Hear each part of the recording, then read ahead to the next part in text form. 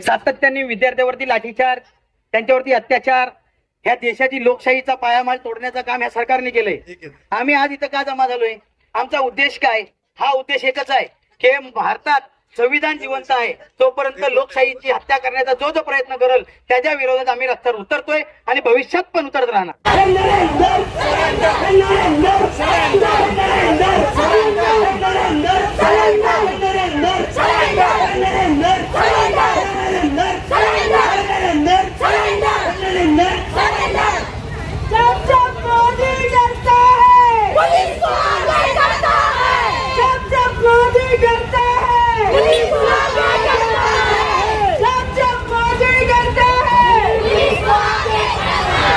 एक गोष्ट परत लक्षात घ्या की हे विद्यार्थी ज्यांना ज्यांना लाठीने मारले गेले, ज्या ज्या विद्यार्थ्यांना लाठीने मारले गेले त्यांची जर तुम्ही व्हिडिओ फोटोज जर बघितलात तर त्यांना त्या लाकडाला खिले लावून मारलेत।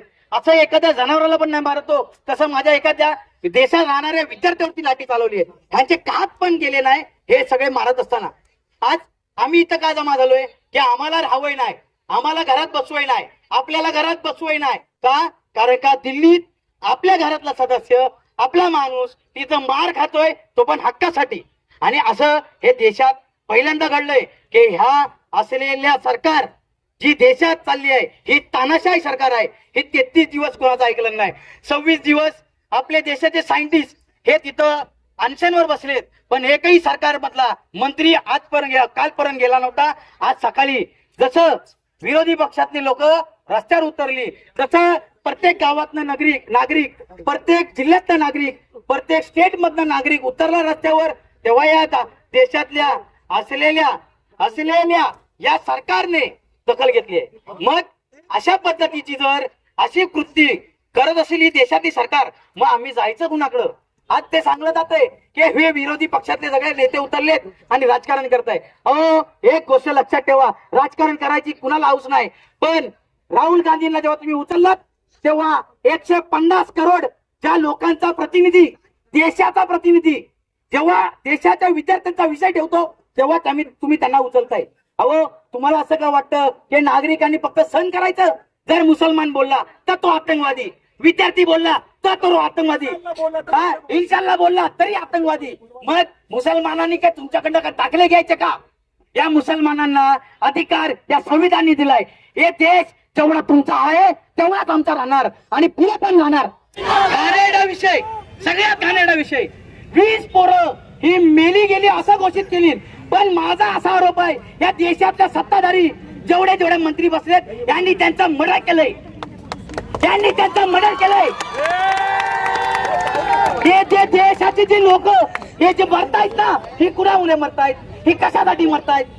जर भविष्यातला यांचा एक इंटेन्शन आपल्याला क्लिअर आहे, यांनी काय ठरवलंय की देशातला जर विद्यार्थी जर शिकला नाही तर आम्हाला प्रश्न करणार नाही, म्हणून यांना शिक्षणच नाही द्यायचं, ही यांची मानसिकता आहे।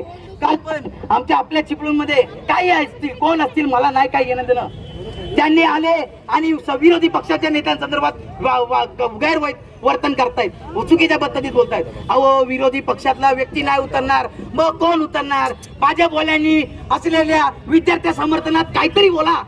एवढी काय लाज विकन खोलीत काय तुम्ही आमच्या भविष्यासोबत का खेळताय? प्रत्येक विद्यार्थी तोच प्रश्न विचारतोय जो प्रश्न आज आम्ही विचारतोय। आम्हाला काय हाऊस आली काय तुमच्या विरोधात बोलायला? पण तुम्ही त्या पद्धतीचे काम करताय म्हणून आम्ही तुम्हाला बोलतोय आणि पुढे पण भविष्यात बोलतच राहणार। हे इथंच थांबले नाही, हे इथंच थांबले नाही, हे कुठपर्यंत थांबले? एखाद्या महिलेसोबत कुठल्या पद्धतीची वागणूक केली पाहिजे हे सुद्धा त्यांना समजत नाही।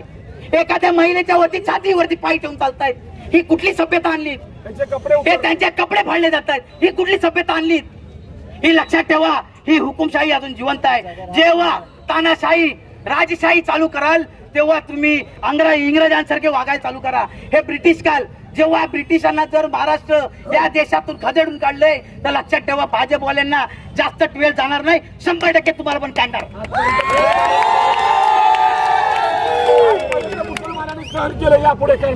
तुम्हाला सांगतो प्रत्येक वेळेला प्रत्येक विषय झाला की मुसलमान असा, मुसलमान तसा, मुसलमान हे अहो पण तुम्हाला एक गोष्ट समजली पाहिजे, त्या जंतर मंतरवरती भाजपवाल्यांनी एकाही व्यक्तीने पाणी नाही पाजलं.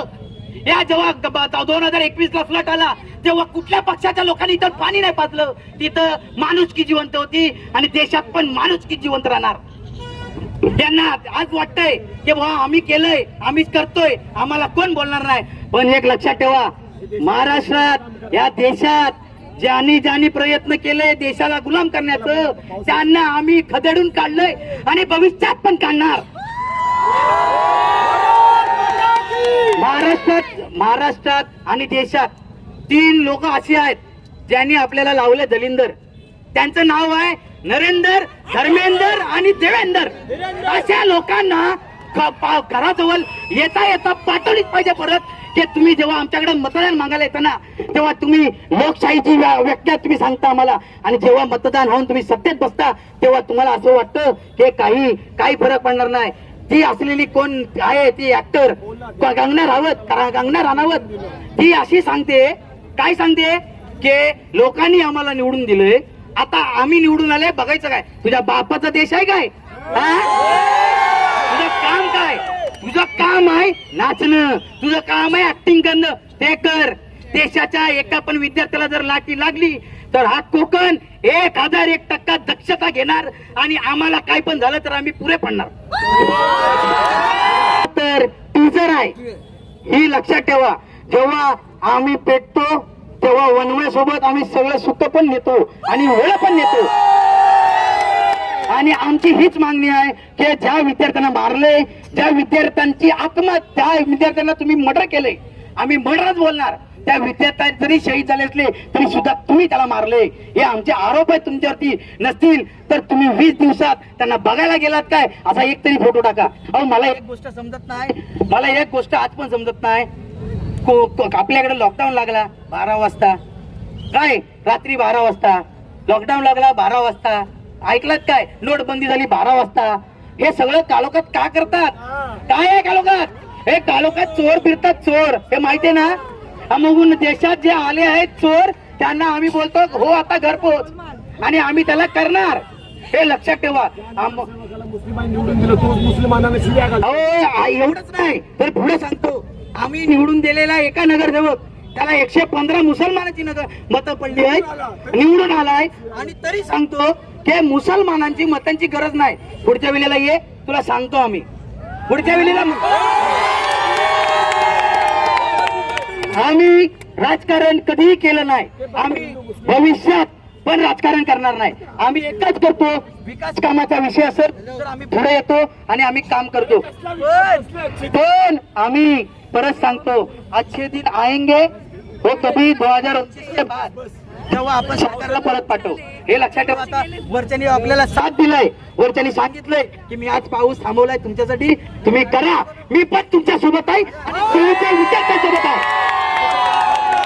अशाच पद्धतीने आम्ही छत्रपती शिवाजी महाराज यांच्या महाराष्ट्राचे वैशिष्ट्य आणि भविष्यात पण राहणार आणि आम्ही लढत राहणार. कारण का आमचा इतिहास हा लढण्याचा आहे, भिडण्याचा आहे आणि 100% भिडण्याचा आहे. आता आपण शांतपूर्वक जायचंय आणि तुम्ही एक जागृत नागरिक आहात. तुमच्या घराच्या व्यक्तीवरती लाठी पडली, तुमच्या घराच्या व्यक्तीवरती अत्याचार होतोय म्हणून तुम्ही आलात आणि भविष्यात हीच तुमची जिंदादिली बोलतात. जो मयत असतो, मरतो, तो घरात जाऊन बसतो आणि जो जिवंत असतो तो रस्त्यावर उतरतो आणि तुम्ही जिवंत आणि भविष्यात पण राहाल. आता आपण शांतीपूर्वक आपला मोर्चा इथं संपलाय. आम्ही सांगितलंय जर मोर्चा हा दिल्लीतला मार्च जर 26 तारखेपर्यंत चालला तर 100% मी साजिद सरबरोबर आमचे सगळे समर्थक आम्ही 100% दिल्लीत जाणार आणि त्या विद्यार्थ्यांचा साथ पण देणार.